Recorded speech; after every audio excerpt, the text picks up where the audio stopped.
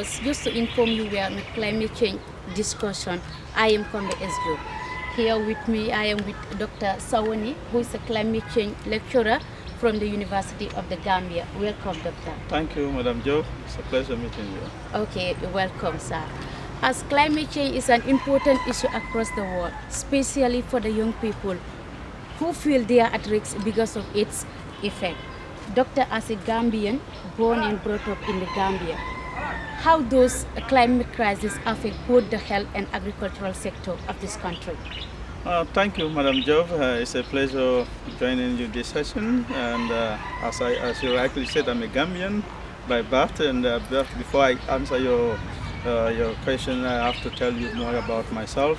I am born and bred in the Gambia, particularly in CRR, and I went to school in the Gambia up to senior secondary school and later joined the University of the Gambia. But before that I did my diploma in agricultural education, and later I did my BSc in agricultural economics. Then further my master's in agricultural economics. Later I specialized on climate economics. And what you said, climate change impact is something that is a reality, and it's not only in the Gambia. It's a complex issue, and it's affecting all sectors of life, which of course include the youths as well as other exposure units. If you look at climate change, you look at climate in the 60s or in the 50s, and look at what is happening currently in terms of rising temperature, in terms of fluctuating precipitations. It affects people in their production. There are not enough rain for people to do the productions, and the growing season becoming so erratic, which is affecting agricultural sector. And it is also affecting the youths. As a result, not many people are into production season, and as a result, many people want to go through irregular migration pathways and the like, and they are entering into very, very dangerous ways, and which is also affecting their life. And there are some people that are interested in agriculture because they don't have the means to go in for irrigations, which is, looking at the Gambia, is a rain-based economy or rain-based agriculture. And if you don't have enough rainfall, and what happens, you don't have the means to go in for irrigation production, you'll find out that they will become less engaged in agriculture, and this is affecting youths. And if you look at less people engaged in agriculture, you also have a greater impact on the food basket of the country. You find out that we don't have enough production, and we can affect other areas of life. So this is, in a nutshell, agriculture is affected. Not only agriculture, other sectors are also affected as a result of climate change, which of course you look at increasing temperature, you look at erratic precipitations, you look at sea level rise, you look at storms and the like. These are affecting all sectors of life, and youth are not exception. Exactly. Yeah. Thank you, Doctor, for that wonderful discussion. Viewers, I hope we will learn something new from him. Again, Doctor, looking how vulnerable this country is to the impacts of climate change. How do you think the impact would be like in the next 30 years if there are no proper actions taken? Yeah, I think, Madam Job, this is a very important question. That's why climate negotiations are on around the world for people to take charge of their environment. This is important because two issues are very eminent when it comes to climate change. These are adaptations and mitigations. And sometimes people pose these questions to me: what should we, be responsible mostly, or what should we take charge, whether adaptation or mitigation? But in my view, all of them are important, because adaptation without mitigations, obviously we are exposing ourselves to a long-term impacts of climate change. And mitigation without adaptations, that means we are also trying to expose to the negative effects of the climate change. So for me, it is very important what can be done in order to combat climate change is for all hands to be on deck. Yeah. It involves all sectors, women, children, men, youths and the like. Everybody is supposed to come on board to talk about climate change because it affects our life and it affects the future generations. And not only talking, we also need to do actions. Yeah. Actions like we need to do mitigation activities. Mitigation activities are activities or efforts that will gear towards reducing or cutting down the emission of carbon or greenhouse gases in the atmosphere. They say Africa, we are emitting less. Of course, that's just true. But if we don't do actions today that will try to reduce the emissions of greenhouse gases in the atmosphere, you'll find out that in the longer run, we will be in a carbon trap because too much carbon dioxide, and it takes almost 200 years for the carbon to sink. And if we don't take actions today, you find out that in years to come, 30 years to come, 40 years to come, you'll find that our future generations will be seriously affected. And adaptation actions are actions that are geared towards adjusting to the negative effects of climate change, but this cannot be done in the absence of mitigation. So as climate change is imminent or is prominent within us here, we also need to be doing certain activities or actions that will try to reduce the negative effects of climate change. So all hands must be talked, and this ranges all, across sectors, and this involves activities that will gear towards cutting down the emission and also doing actions that will try to adjust ourselves to the effects of climate change. That's why I say mitigation and adaptations are very essential, particularly in the country. Thank you, Doctor. Viewers, we all heard you well. That is to say, proper actions need to be taken. Climate change is an alarming issue and it has no border. It can affect any other person. Even the unborn child can be affected from the impacts of climate change. Doctor, to come back to you, as a Gambian too, born and brought up in this country, what are some of the mitigation strategies that people of this country can use in order to withstand the effects of climate change? Okay, thank you very much. As I said in my preceding discussion, is the mitigation activities are activities that are geared towards cutting down the emission. There are efforts that tends to reduce, in other words, the emission of greenhouse gases. And this involves a lot of activities. If you like, you call them strategies. For instance, what can be done, something that is very prominent that normally is done by other parts of the world, normally in sub-Saharan Africa, like talk about forestry. Okay. We know forestry is talking about planting of trees. Sometimes people don't understand the importance of trees in our society or in our environment. So planting a tree or planting trees, not only growing, not only planting but also growing. That means you plant a tree and you nurture it up to its vegetative part is important because these plants help to sequester carbon in the atmosphere. We find out that the amount of carbon that is being released in the atmosphere from our activities, human activities, using the climate terms, we call it anthropogenic activities. These are activities that are done by man or human, if you like that word, that tends to increase the emission of carbon. So if you do those activities, you try to plant trees, you find out that the amount of carbon that is in the atmosphere will be sequestered, and that will help in terms of reducing the amount of carbon. You can also use energy efficient materials or technologies. You talk about low carbon technologies, whereby you find out that there are certain energy devices that tends to release a lot of carbon and also some greenhouse gases, which of course we call them the hydrofluorocarbons and the like. All these are greenhouse gases that tend to be accumulated in the atmosphere. So you can use those efficient devices, for instance, use of solar technologies and reducing the amount of heavy fuels that our countries are using in terms of electricity generations. If you use those energy efficient materials, you find out that you are reducing or cutting down the amount of carbon that is being emitted. Okay. And not only that, we can also do what we call sustainable production when it comes to agriculture. Okay. For instance, you lessen the use of fertilizer. Fertilizer, people sometimes mistaken it as if you use fertilizer, you increase your production. But we also need to understand the effect of fertilizer on the environment. For instance, it increased the ammonia or the methane content, for instance, in rice production, and that methane is also part of the greenhouse gases. Yeah. So you can try to reduce the use of inorganic fertilizers in our productions. If you do that, we are cutting down the emission in the atmosphere. So you are also doing a mitigation activity. That's what we call sustainable production.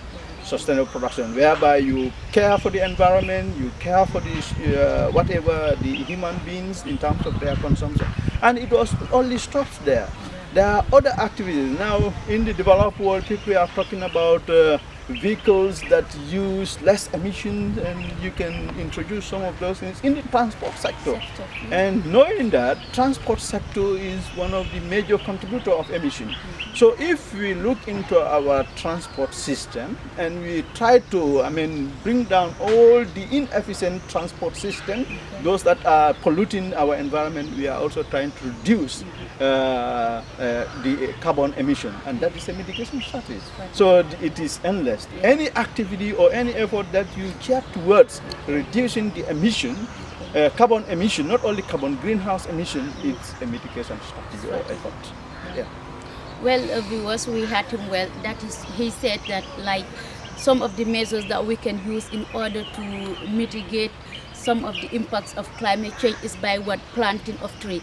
According to him, we should not only plant tree, but we should also grow it. He also said like we should also minimize the use of inorganic fertilizers. Well, viewers, this was today's discussion, and Doctor, I want you to give a few recommendations. Okay. Thank you very much, Madam Jo. Once again, as I say, it's always a pleasure to talk about climate, and I feel passionate to talk about climate. Not only climate, I feel passionate to talk about environment, because environment is something that affects everybody, whether we know it, knowing it, or knowing it. So what we need to do right now, as my concluding remark, climate change is a global phenomenon. It is not only a Gambia's problem.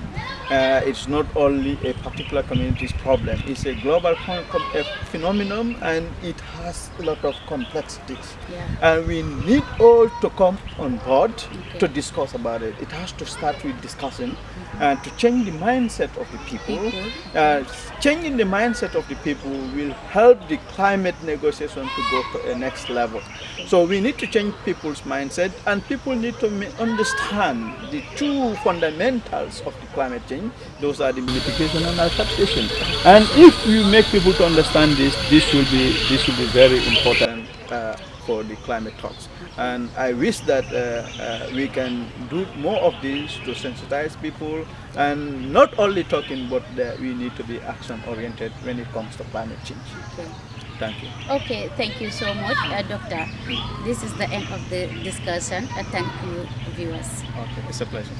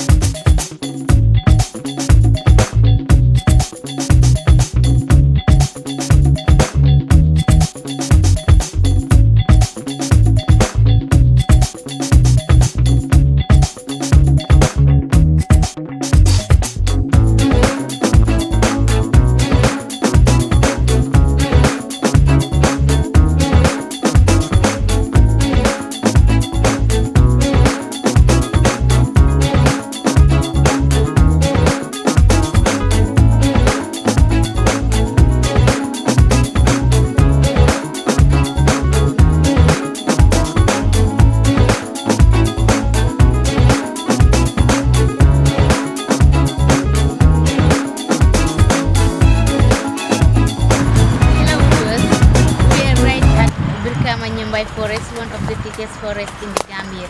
Here with me, I am with Mr. Salifu Dumuya, who is a student from the University of the Gambia. Welcome, Mr. Dumuya. Thank you very much, Pablo. Thank you very much. Okay. Oh, Mr. Dumbuya, we say climate change is usually caused as a result of two things. One could be a natural cause, and the other could be because of some anthropogenic activities that we conduct in our society. As a student and a youth, can you please tell us some of the anthropogenic activities done in this country that can lead to a serious climate crisis? All right, thank you very much, Madam Gambia. Climate change is a very serious issue that is affecting the Gambia, especially when it comes to the farming population. Some of the anthropogenic activities, like you said, climate change is as a result of natural phenomenon and also anthropogenic activities. But like we said, majority of climate issues are caused by anthropogenic activities. So you realize that these are some of the activities which are caused by man as a result of some activities that may change the climate. So you realize that some of the anthropogenic activities that we want to discuss here may include deforestation. It's one of the major causes of climate change. Right now we are standing in a forest. This forest was a very thick forest back in decades before. But as a result of bad human activities like cutting down the forest and without good regulations, good forest regulation, the forest has seriously degraded. And then you realize that most of the biodiversities have been lost. So this forest cover has been seriously degraded. And as I am speaking right now, I am a native of Brikama. This forest there was fire in this forest just 3 days back. So you realize that the forest is always exposed to serious anthropogenic activities. So that is the reason why the forest cover has been seriously lost. And as also the other serious consequence or another important anthropogenic activity that we want to talk about is the illegal dumping. You realize that many of the community members, especially those who are closer to the forest, will be dumping in the forest side.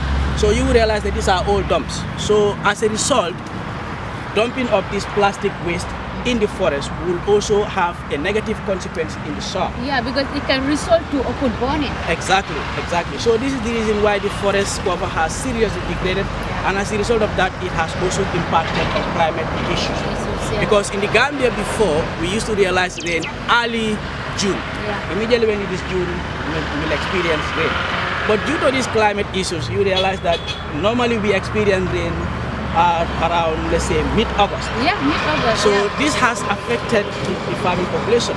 So as a result of some of these anthropogenic, the most important one is deforestation. We have to make sure we preserve our forest cover. You know, without preserving this forest cover, obviously this problem may persist.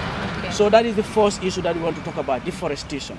And then the other issue will also be like I said, the dumping of the garbages in the forest. Like when we also talk about the farming population, most of them will practice these bad farming practices like continuous cultivation, as well as bad plowing, the way they till the soil.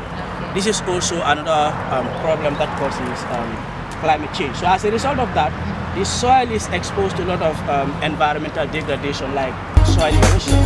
So obviously, like you said, it is easy to destroy the soil, but it takes millions of years to restore it back. So obviously, this has caused a lot of problems to the farming population, and therefore the problem is now hitting back on them.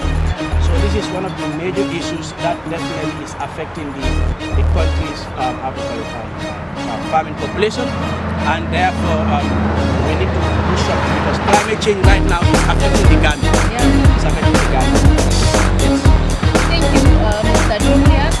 As the former US President once said, Barack Obama, that we are the first generation to feel the effect of climate change and the other generation to do something about it.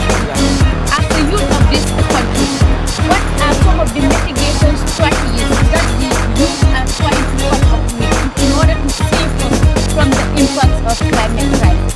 Yes, I think the youth are one of the most important age group that can work hard to ensure that these climate issues are put into halt.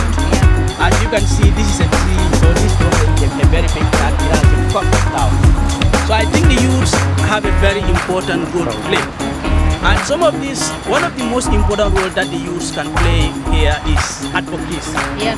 We need to advocate a lot because majority of the Gambian, they are illiterate, I may call it. Okay. Yes, if you want to percentage the population in every percent, out of every 100%, let's say 75% of the Gambian population are illiterate. Yeah. Some of them, if you even approach them and talk about climate change, they will think you are narrating stories. Yeah. So therefore, in order to put a halt, we may not be able to stop the climate being changed because as we speak, climate change is not as a result of only natural, only anthropogenic activities. Yeah. But we can mitigate, as you mentioned. Yeah. So this mitigation, most of the time we can go for advocacy. Yeah. We can advocate to the farmers to ensure that we try to implement some of the mitigation strategies, especially in the agriculture sector. Yes. So some of these mitigation may include trying to introduce to them let's say the crop varieties that may be able to adapt to the current climate issues. Yes, like let's say they practice climate smart agriculture. Yes. Yeah. That climate smart agriculture is very, very important. And you realize that most of our fresh water has been intruded. Yeah. Yes, these are not just stories, but the Gambia is facing a lot of challenges. Yeah. Let's say the CRR part of the Gambia, let's say the northern part of the Gambia was all fresh water, but as a result of climate change, the fresh water has been intruded by the salt water. Yeah. And that fresh water was being used by farmers to practice their cultivation. Yeah. But as a result of salt intrusion, they have also reduced, it has also affected their production. Yeah. So I think some of the mitigations can be, we can advocate to them to use climate smart agriculture, salt tolerant varieties. Yeah. Crop varieties that may be tolerant to salt. Yeah. Yes. So, but basically advocacy is very, very important, especially in the youths who are at the college and the university. I think these are people who can definitely try a lot to make sure that they advocate. And then this, we all know how Gambians are. You need to know how to talk to them. Yeah. Some of them is very, very hard to convince them. So it is important for us to have that background or that knowledge in order for us to be able to socialize with them, to persuade them to ensure that they adapt to this changing climate. Yeah. And also the other thing may be introducing climate change, environmental issues in our school curriculum. Yeah. As I'm speaking, there is nothing like environmental sciences in our school curriculum. Yeah. Students will start learning from lower basic up to senior secondary school. They will not come across any environmental science topic in their education.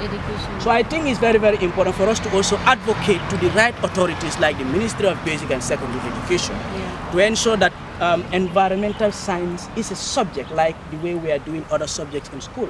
Environmental science is also inculcated in the school curriculum where students will start learning environmental issues from primary 1 up to primary 12. They will have the background.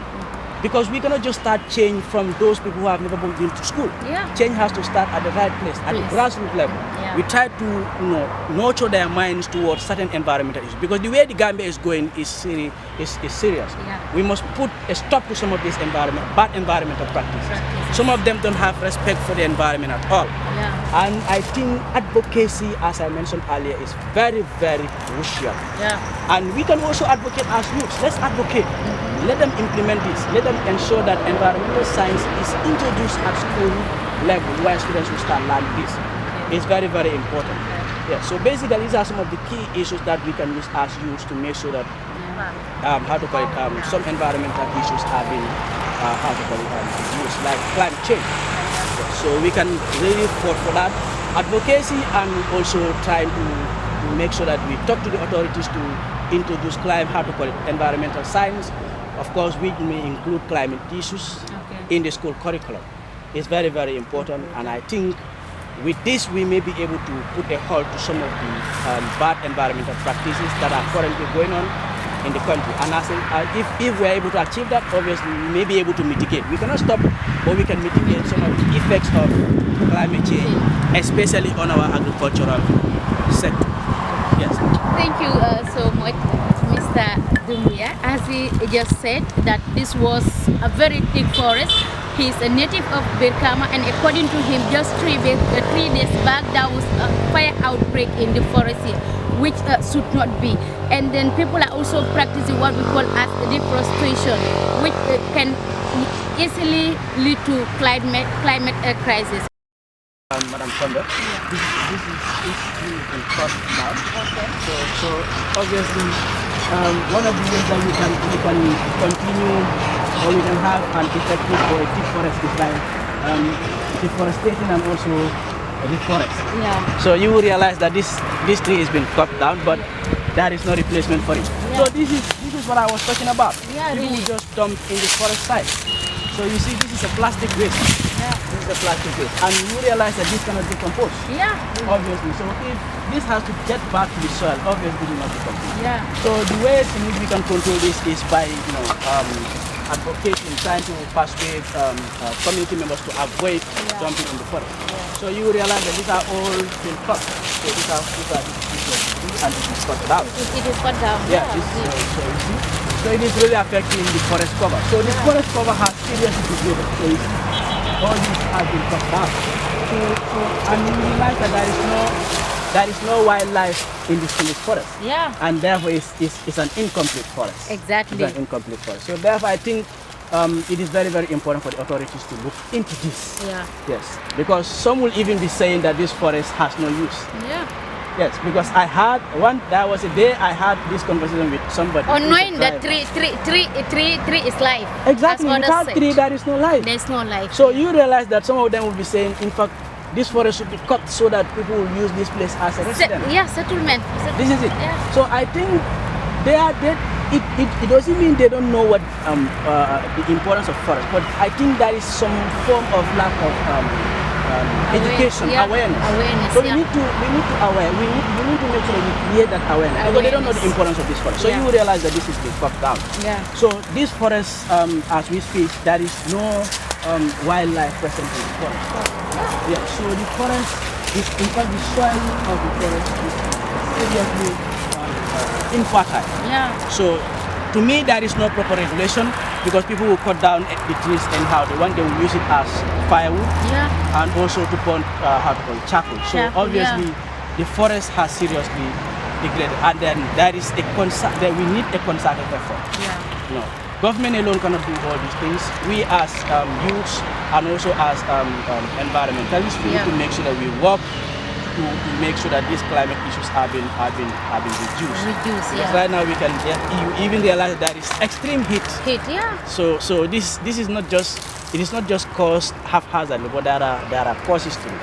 Exactly. So the forest as we speak, this is a very light forest. It's a very, very light forest as we speak. Yeah. So I think there is a much effort that needs to be done.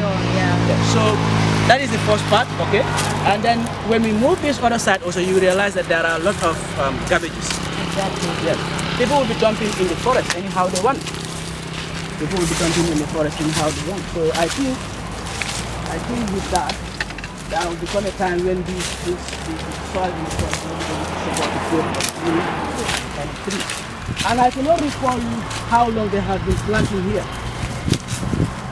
So obviously we are good at cutting down trees, but we don't plant them. So this is it.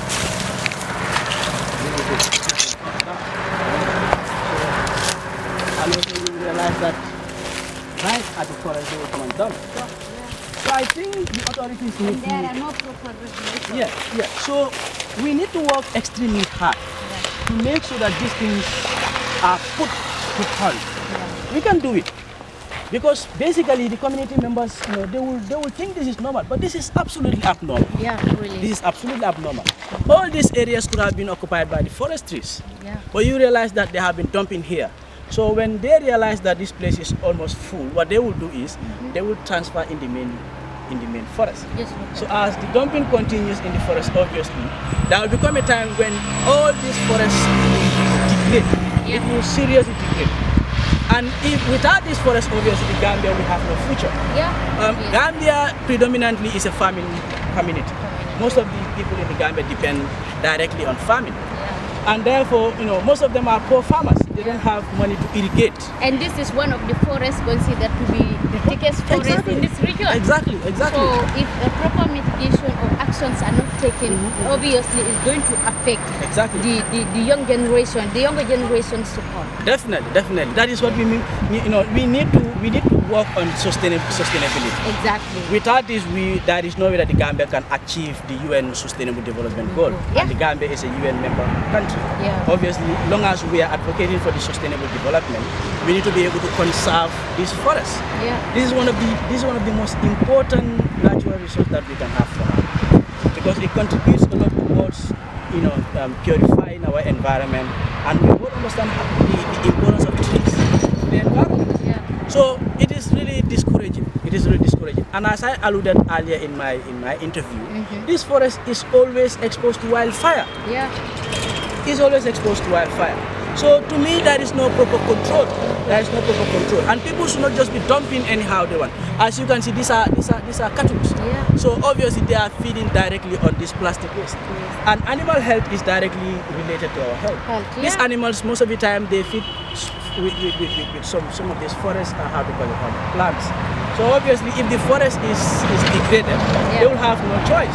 Obviously. They will have no choice. So the only thing they can do is to feed on these plastics. Yeah. So as a result, that is also going to affect our health, because we feed directly from these animals. So as you can see, these are cattle, obviously, and these are animals that are always found here. Yeah. Even if you come here, tomorrow you will find these animals here. Yeah. They have nowhere to go. Exactly. So obviously there is a need for concerted effort. As I mentioned, only government cannot do this.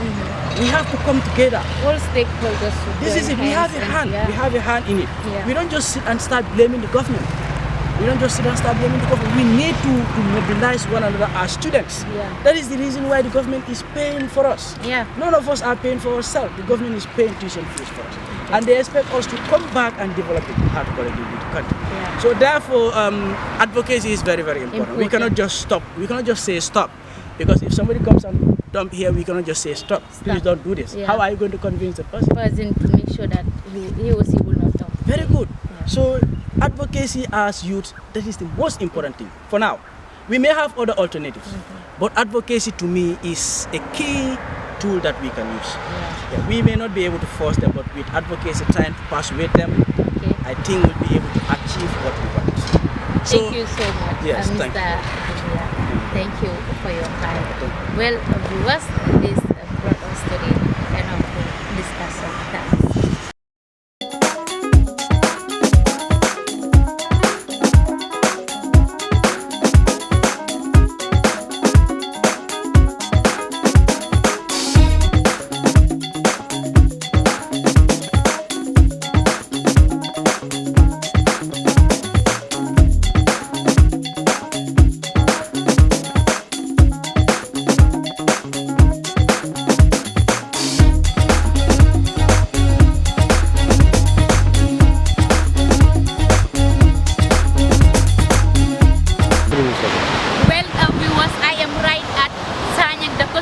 Of the Gambia.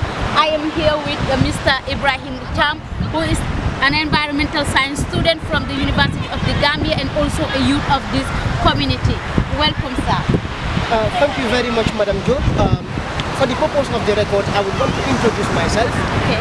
My name is Ibrahim Cham, a native of this community, that is Sanyang Village, in the Combo South District, West Coast region. I am a student of the University of the Gambia, studying environmental science, and currently in my third year, second semester. Thank you very much. Thank you, Mr. Cham. Viewers who all had him well. Mr. Cham, as a youth of this particular community, can you please tell us how does climate change impact our aquatic ecosystem? Thank you very much for that beautiful question, Madam Jo. Climate change is an existing fact. Yeah. It's an existing phenomenon that many people do not believe per se. Climate change is definitely impacting serious consequences on the lives of people. Coming to the aquatic ecosystem, the impacts it does there are numerous. Yeah. If we wanted to talk about them, we may not be able to exhaust them. But I wanted to outline few consequences of few impacts that climate change is inflicting on our aquatic ecosystem. One of them is that we have been observing, records have been telling us that in the recent past, climate change has been causing an increase in the sea level rise. Okay. Also, we have learned from the studies that sea temperature has also been increased, and also we have learned that there have been also consequences that are attached to the loss of most of our aquatic species. Exactly. So coming into like the sea level rise, we have observed that as the icebergs in the northern in the Arctic and the Antarctic region, as they melt down, they added or they add into our ozones and other water bodies, increasing their volume. In that way, it is also causing another harm on our aquatic species, because as the level of water increases, it is also going to affect the living conditions or the smooth atmosphere of living organisms that are found in our aquatic bodies. Yeah. Also, talking about the temperature, the increase in the sea temperature. Temperature, we all know, sometimes is the degree of the coldness or the hotness of a particular place. So the aquatic environment, there are species that can do well in a cold environment. There are species that can do well in a hot environment. But as this cold and hot environment keeps fluctuating, it obviously affects the aquatic species. Also, there is one example that I may give you there. That is what we call maybe algal bloom. Algal bloom sometimes occur as a result of an increase in temperature. That is the water body will be ejecting some of the phytoplankton and other sea grasses that are found in the aquatic body. That's what we call algal bloom. And that is as a result of the increase in the sea temperature. Also, we have what we call coral bleaching. Coral bleaching, coral are species in the ozone that are very, very important in the lives of the aquatic system. What they do is they add nutrient and protect the aquatic ozone. So now, that coral bleaching, sometimes when the sea temperature increases, there will be high mortality of these coral reefs that are found in the aquatic body. So if that happens, it will seriously affect the aquatic ecosystem and its species that are found there. So climate change is a phenomenon that has been existing and has been seriously disturbing human existence, and mainly it is caused by we humans ourselves. Because of our activities that is ongoing on the planet, is triggering some of these consequences attached to the changes in the climate. Yeah. Oh, thank you, Mr. Chang. And once that occurs, it will not only affect the aquatic ecosystem, but instead it will also affect us as human beings, because we also benefit in one way or the other from those aquatic ecosystem or aquatic species. Absolutely, yes. This is why climate change, people have to believe that it's existing. And because if you look at statistics in the past and in the present, you will notice that there's differences in our climate change. The climate is seriously changing and people have to believe it. And we have to come up together, put our efforts together to make sure that we combat severe consequences that may occur in the near future. By so doing, we can be able to protect ourselves, protect our lives and our properties, and live happily on this planet. Climate change is a very, very serious concern, and globally, it is a concern that calls for all stakeholders and partners to come together in order to combat this particular threat that is ongoing on the planet. Definitely, people have to believe that it is an existing phenomenon, and we have to take it seriously. Yes. Well, viewers, we all had him well, and I hope we will learn something new from him. Thanks for joining us. Thank you very much. Thanks for listening.